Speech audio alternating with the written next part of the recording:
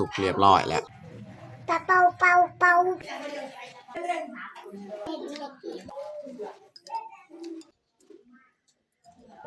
อย่าลืมกดไลค์กดแชร์และกดติดตามเด้อพี่น้อง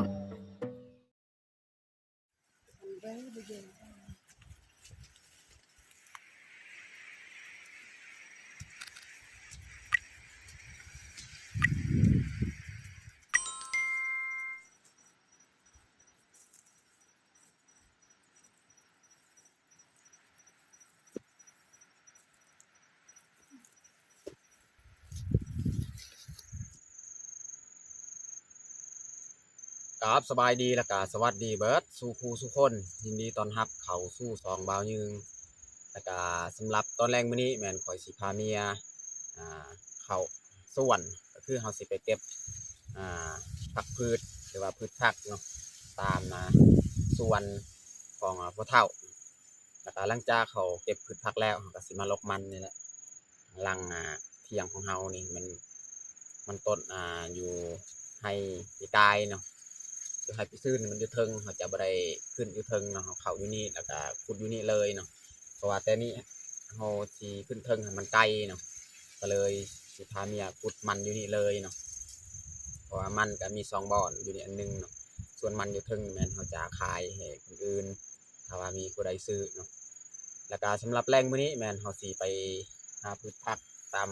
สวนหั่นหลังจากหั่นก็มาเก็บผักแล้วจึงกลับบ้านเฮ็ดกินเฮ็ดอยากข้าวแรงอาหารแรงเลยจังหน่อยเนาะเพราะว่าตอนเช้าอันนี้ก็มีเวียกอยู่บ้านก็เลยบ่ได้เข้าส่วนแต่เช้าก็เลยพาเมียเข้าตอนแรงอีกเนาะโอเคมาแต่ทุกคนติดตามเบิ่งติดตามชมกับพวกเฮาได้ยาวๆเลย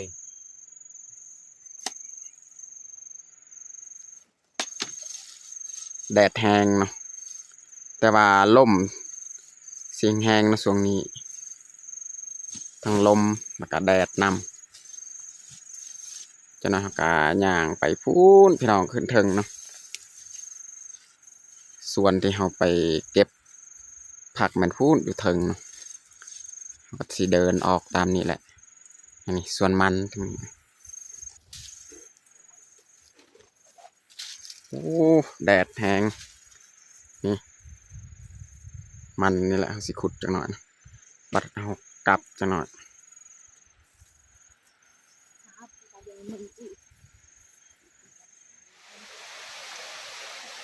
มีหาเบิ่งพริกเนาะแต่ว่าพริกนี่บ่มีแล้วน่าจะแม่นพอมาเมื่อนั้นเนาะมาเก็บนี่พริกวันนี้เราสิขึ้นพูนอยู่เทิงขึ้นไปเบิ่งยอดปลามักอึมักบวบว่าสิยังมีอยู่บ่น้ำพุเนาะไปเบิ่งน้ำกันกันหน่อยนี่มีอาหารเล่มมักพริกนะมันก็มีอยู่2-3 มากตอนนี้เขาก็มาฮอดสวนพี่น้องเนาะมาลองหาซอกเบิ่งว่าสิยังมีบ่หายอดบวบยอดมักอึเนาะบรรยากาศยามแรงๆพี่น้องนี่ตะเวนกะสีตกพูละอยู่เทิงภูแต่ว่าฝากเบิ่งนี้ยังมีแดดเนาะใกล้เมียจะเก็บเลยครับยังมีอยู่มักบวบเก็บยอดบวบยอดอึ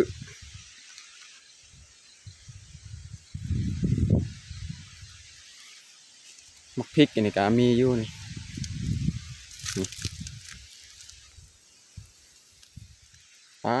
พี่น้องเอ้ยนี่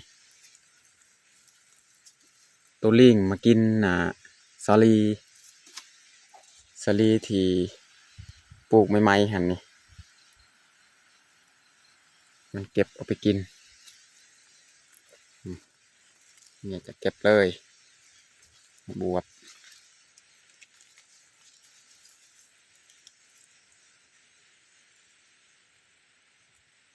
ตัวกำลังมากนี่ลายนะ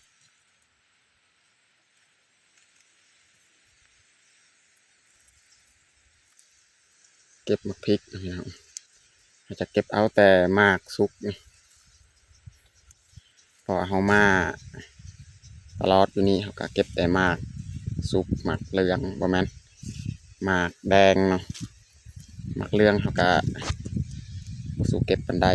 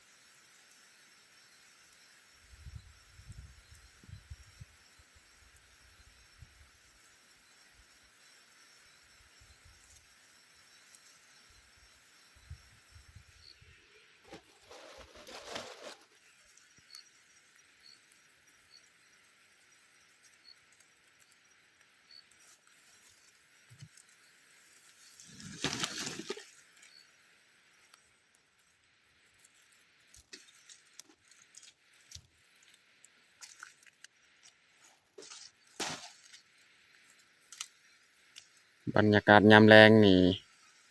งามอีกพี่น้องทางนี้มันจะบดแล้วบ่ถึกแดดนะฝากเบิ่นหันนี่ถึกแดดอีกยังเนาะ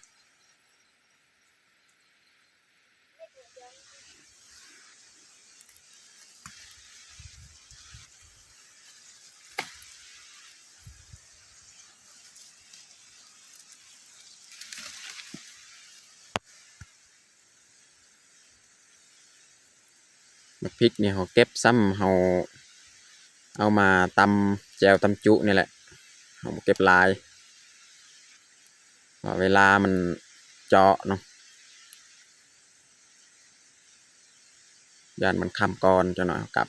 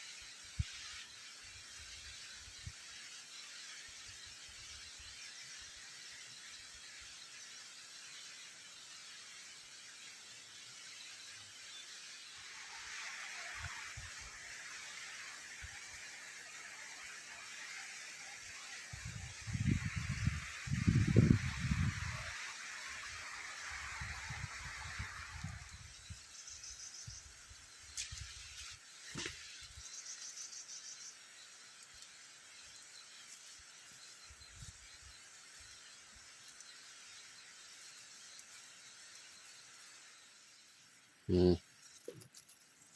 ตัวลิงมากินพี่น้อง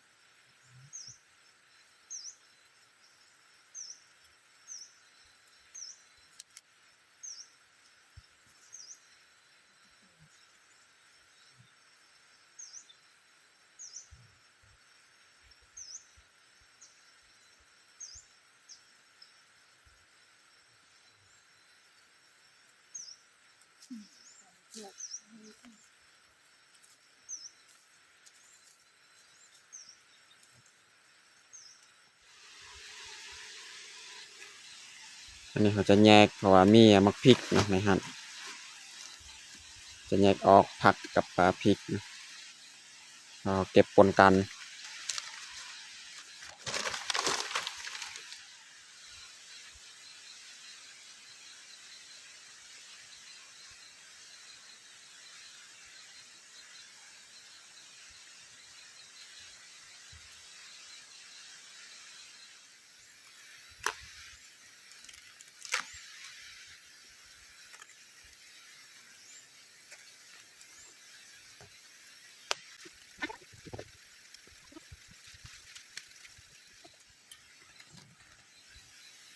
ประมาณนี้แหละเก็บมักพริกเก็บลายนี่แมนหอมักพริกเนาะทั้งลุ่มนี่แมนผักมักบวบ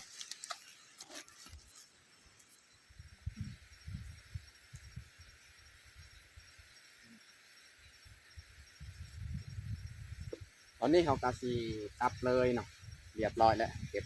พืชผักสีกลับไปหลกมัน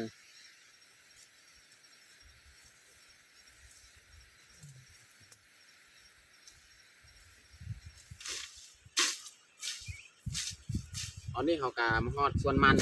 นี่เขาจะหลกมันเลยพี่น้อง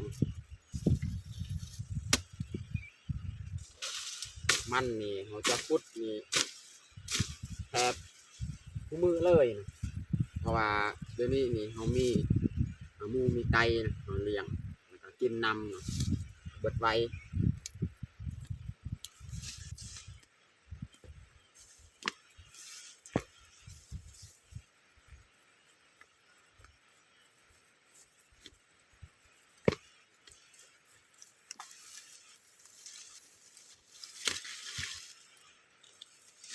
พักเบิด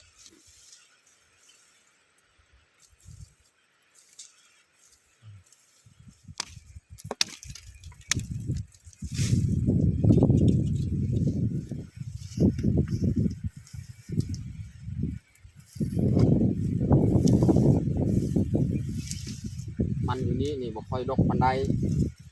เพราะว่ามันจะค่อยใหญ่เพราะว่ามันอยู่นี่ปีหนึงมันอยู่ให้พี่ซื่นจะใหญ่กว่านี้เนาะหัวมัน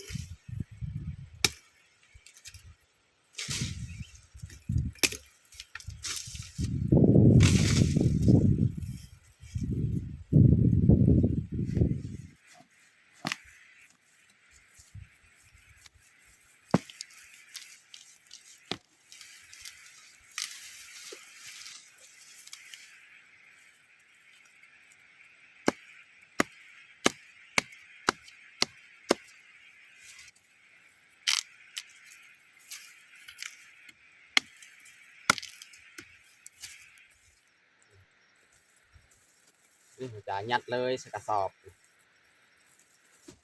คอยสีแบกมัน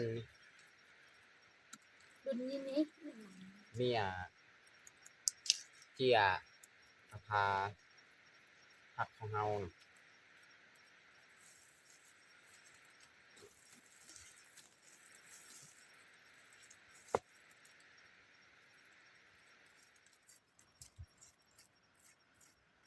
ขูดขี้ดินออก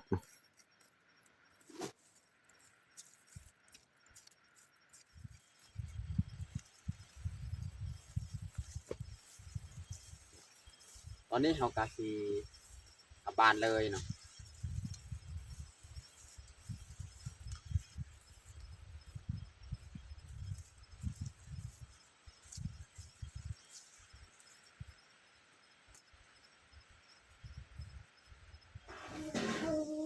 ตอนนี้เรากามาฮอดบ้านเนาะไม่ได้เขาสีเอาออกเลยเนาะพืชผักเดี๋ยวเขาเก็บ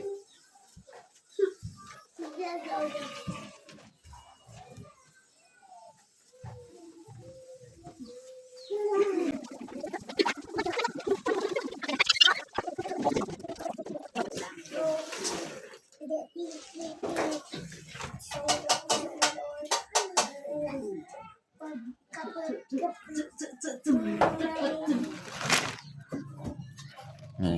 พริกประมาณนี้แหละเก็บเนาะ นนี้แม่นบวบเนาะ โป้ยสิดาหน้านี่นะ กับยอดมะอึยอดมะบวบเนาะ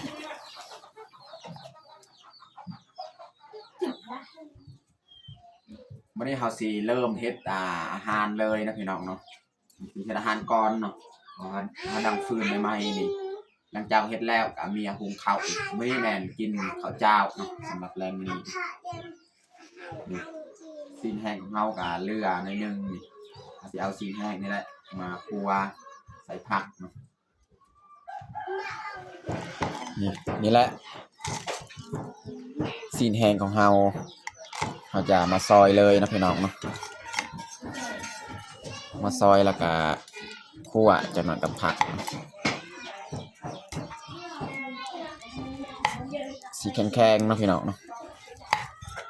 ซีนแห้ง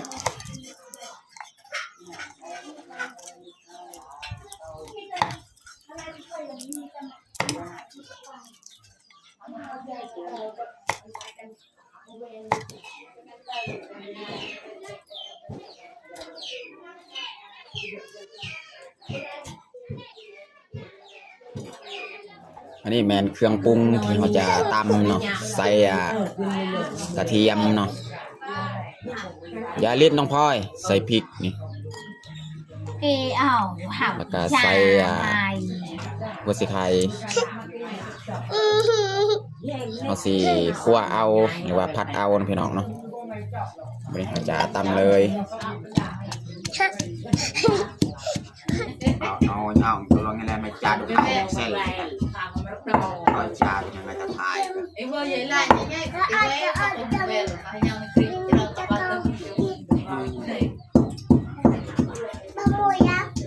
ว้าวตักมันยึดย่ำมีงาใส่น้ำมันพี่น้องน่าจะโอเคแล้วสำนีใส่น้ำมันเบรกเขาจะค้างเลย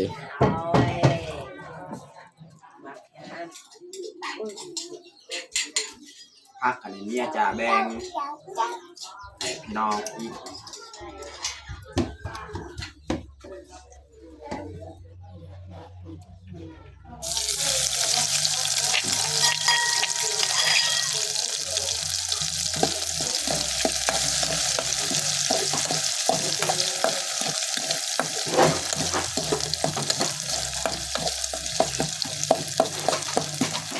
วันนี้เราจะใส่ซีนแห้งของเราเลย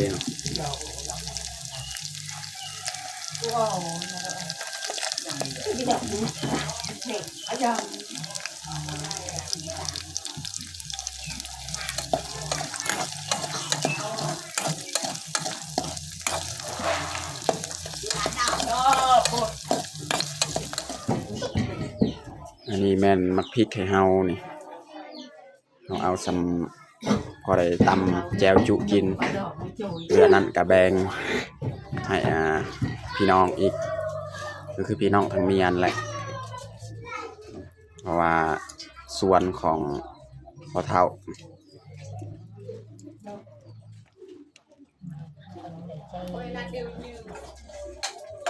no no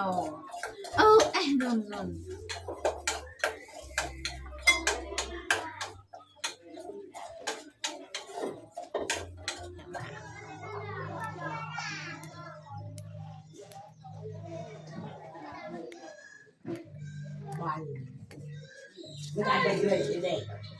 บะหมี่ยี่ดาวไอ้เราหลังสามหมุนหมดเลย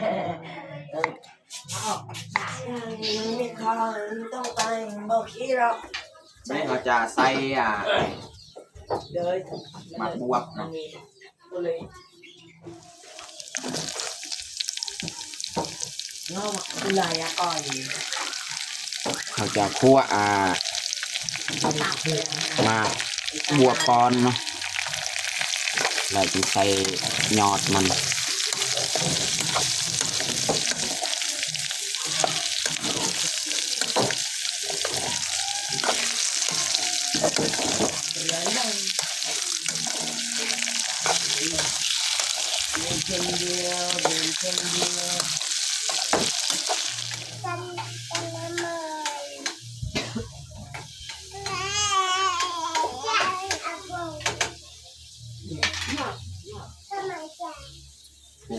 มื่อวาน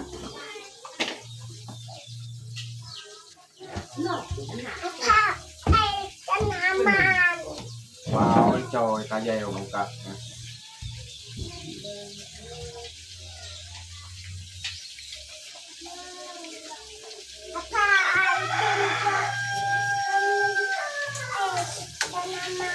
โอ้ไม่ดาว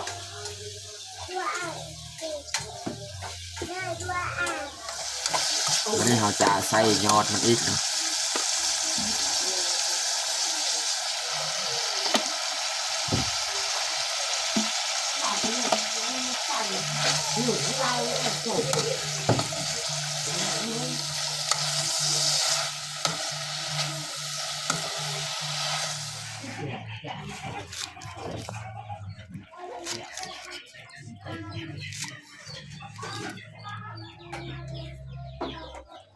สุดท้ายนี่ใส่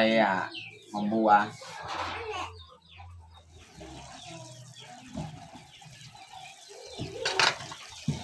เรียบร้อยพี่น้องคั่วชิ้นแห้งใส่หอมบัวใส่ยอดมัน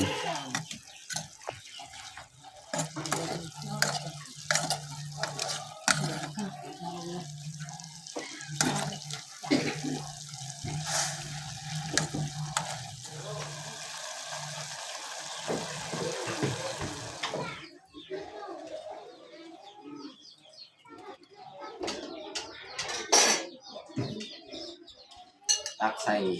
ถ้วยเลยบรรยากาศก็สีมืดแล้ว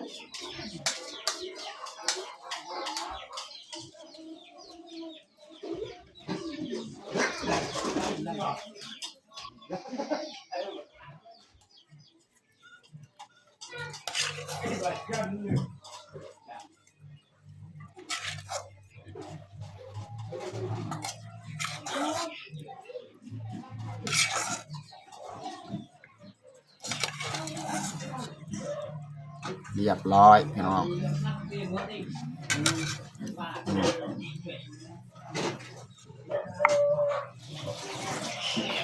อันนี้หลังจากเขาเฮ็ดอาหารแล้วเมียสีหุงข้าวอีกเนาะ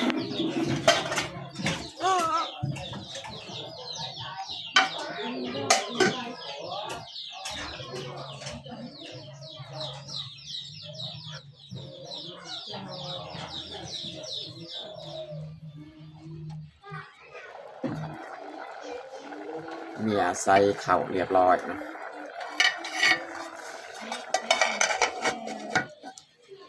ดอกละเอียดจนดูเสร็จดอกร้อนงานเลย ตอนนี้ก็เรียบร้อยเมียหุงข้าวเนาะข้าวเจ้าสุกเรียบร้อยแล้วอันนี้เมียจ่าปงข้าวของเฮาสุกเรียบร้อย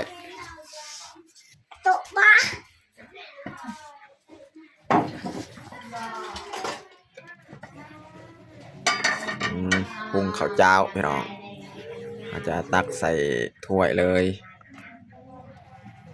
เป่าเป่าเป่าเป่าเป่าเป่าก็อยู่กระกาดเตียดเฮ้ย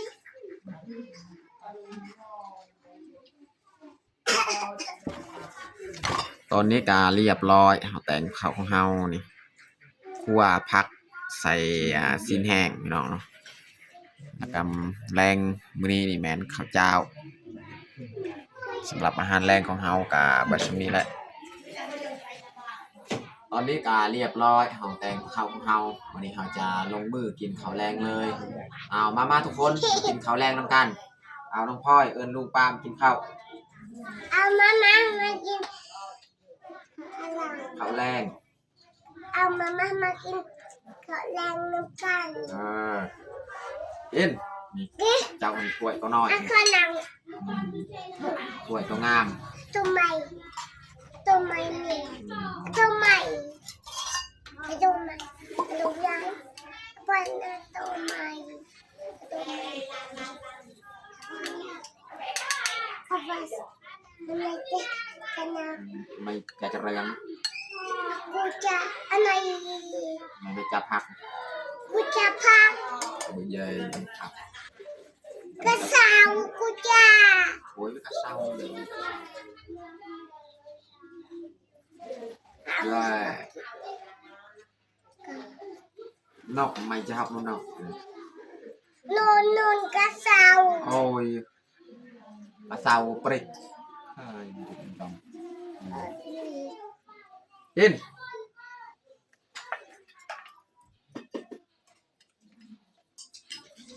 ตัวเองกูจังนะ in khẩu trao ตัวเองกูจัง này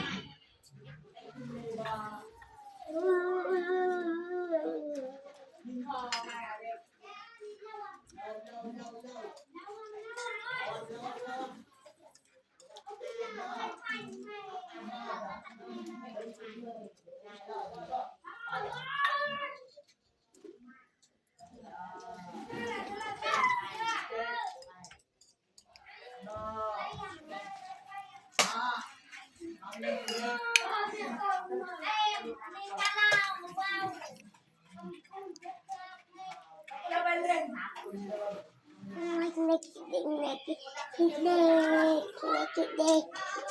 เล็กเล็กเล็กเล็ก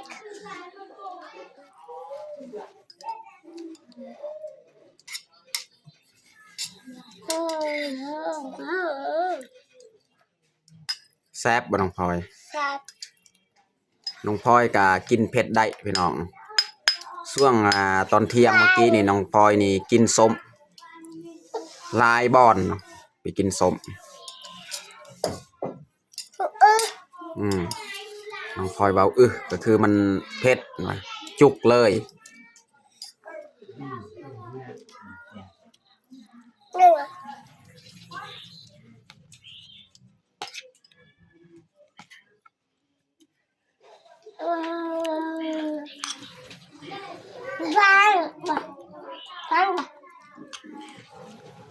ฟังคู่ครอบครัว